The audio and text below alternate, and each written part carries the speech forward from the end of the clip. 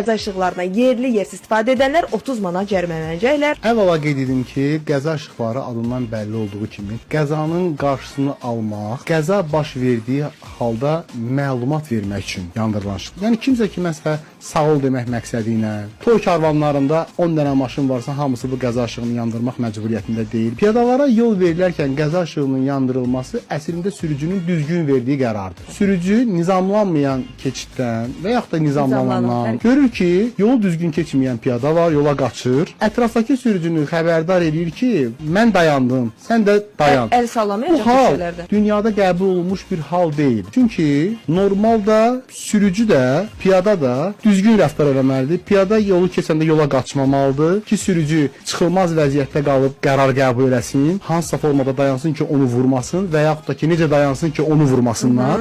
Bu vəziyyətdə olmamalıdır ki, o işığı Ya da sürücü də yandırsın. qayda qanunu bilir ki, piyada keçidi yol verməliyəm. Bu cür hallar baş verib ki, insanlar bundan istifadə edirlər. Qəza halı yaratmamaqdırsa, burada heç kimə demək olmaz ki, sən bu işığı niyə görə yandırdın? Onun da cavabı olacaq ki, adekvat cavabı olacaq ki, mən qəzanı hiss Bəli, elədim, arxadan gələn sürətini görüb nəzərə qədər aldım olub ki, ki, elə o qədər hallar. olub ki, şəxsən mənim öz başıma gəlib. Belə halları müəyyən eləyən sürücü təhlükənin qarşısını almaq məqsədi ilə yandırır. Bəli, bəli. Kimsə dayanma durma tələbini pozub qəza işığını yandırır, gedib mağazada 15 dəqiqə hər hansısa bir məhsulu seçir. Bu qəza işığının təyinatı deyil.